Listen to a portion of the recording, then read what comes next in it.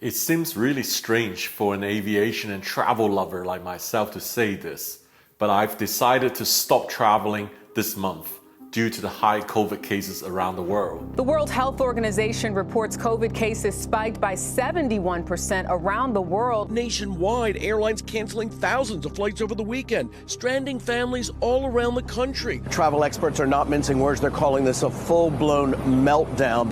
United Airlines CEO Scott Kirby has said 3,000 of the company's employees are currently positive for COVID-19. With so many flights canceled, so many countries on the red list, so many PCR test requirements, and so many apps to download, there's just so much work before you fly internationally these days. Will travel ever be back to the same again? Or COVID has changed the way travel should be?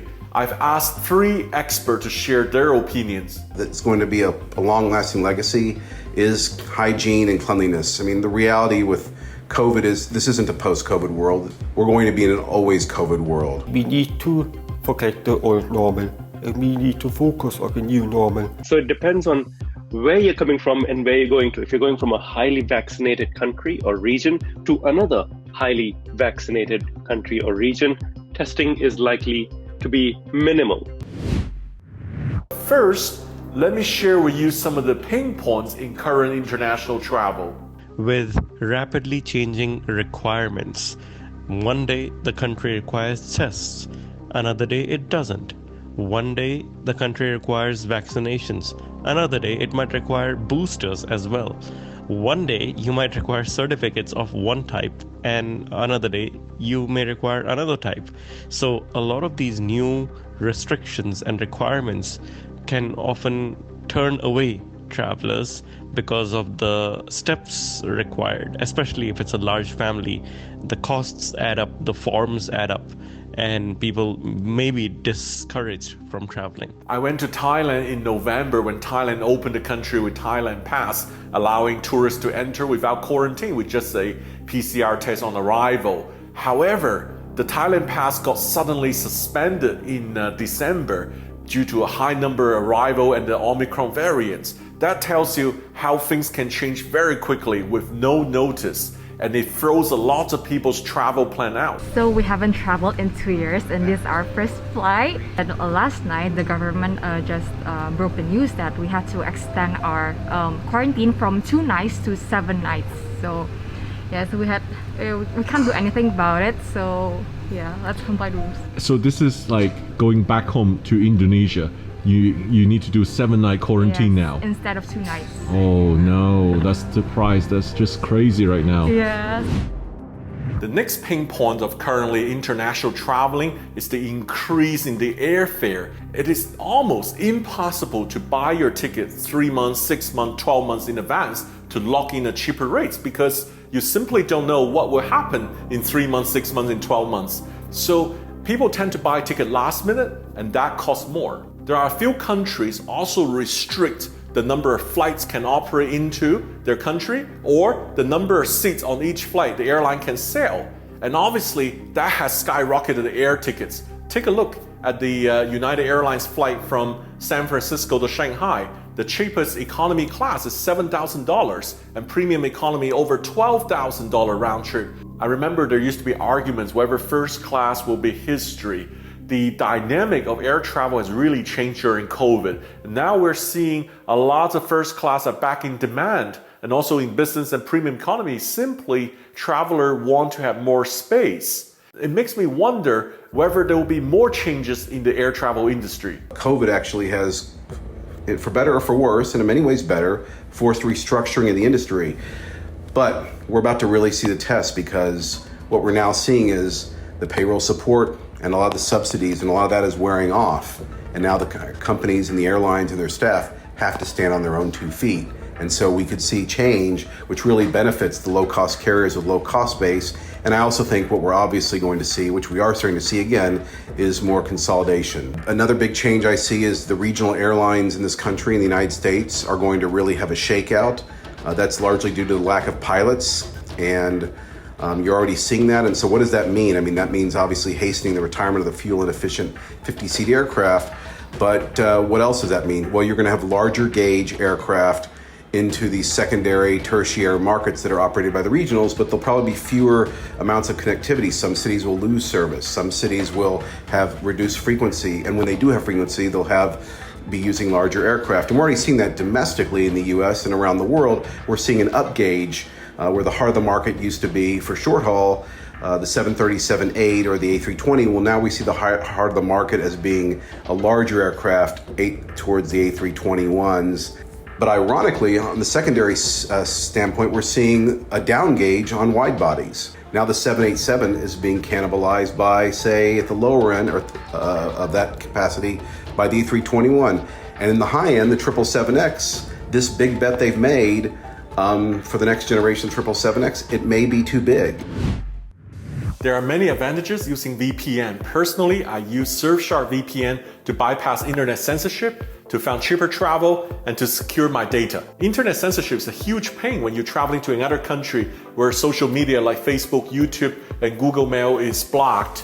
I use Surfshark VPN to hop to another country to bypass the internet restrictions. And even better, I use just one Surfshark VPN subscription to access multiple Netflix library. With the help of Surfshark VPN, I can also connect to another country to find cheaper air ticket, cheaper hotel, and cheaper rental car. Just like many frequent travelers, we often travel and use public Wi-Fi at a hotel or the airport. They're not secure. When I want to send sensitive information, I use Surfshark VPN to encrypt and secure my data. Now, here's the best deal for my viewer. Get Surfshark VPN at surfshark.com/Sam. Enter promo code SAM. You will get more than 80% off and 3 additional months subscription for free. This video is sponsored by Surfshark.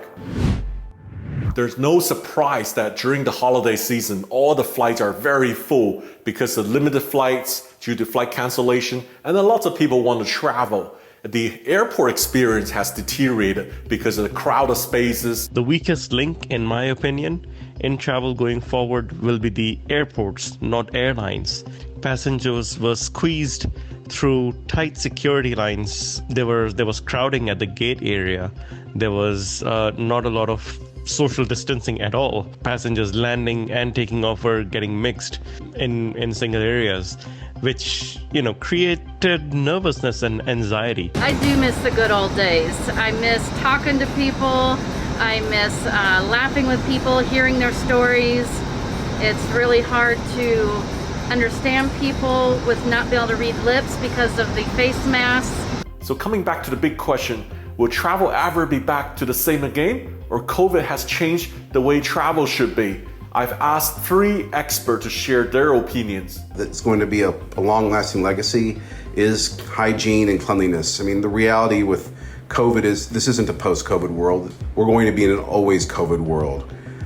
This is going to go from a pandemic to an endemic, which means like the flu, like the common cold, it's going to be unfortunately on the menu of disease and maladies that we regularly have to face. What does that mean? I think masks are going to be a long-term fixture.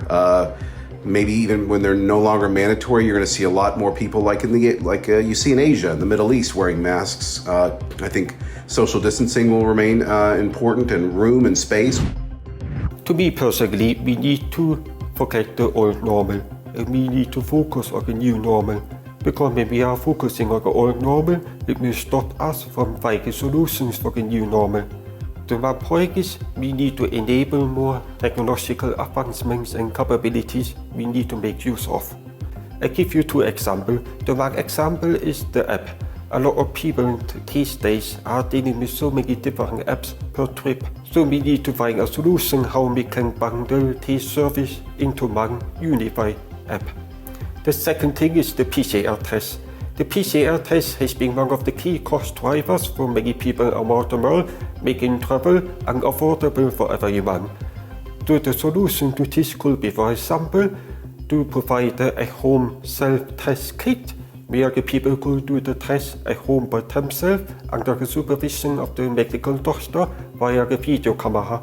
That is why we have the urgent call out to the governments to create better policies to support technological advancements. The big question is, of course, will travel ever be the same again? The good news is that a lot of these restrictions are going away, especially in the developed world. So if you're traveling from the US to the UK or from Canada to the US or UK, these restrictions are likely to go down or go away sooner than later, within the next few months, I would say. Already, the UK no longer requires inbound testing. It's going to be a different ball of game for different regions of the world. For example, if you're flying from India to Australia, you can expect to be tested still in a few months or perhaps even next year. So it depends on where you're coming from and where you're going to. If you're going from a highly vaccinated country or region to another highly vaccinated country or region, testing is likely to be minimal. Regulations are likely to be minimal, and you would probably just need a vaccine passport. So we have heard lots of interesting thoughts and opinions from the experts. Personally, I think things might get a little worse before it gets better. With the technology solutions, I always think that would make life easier, but it is ultimately up to the governments to remove the border restrictions because it cannot go on forever. They need to come up with some standard sets of rules and guidance to make flying and traveling internationally easier. Time will tell how we evolve out of this. Until then, please stay safe and thanks for watching today's video.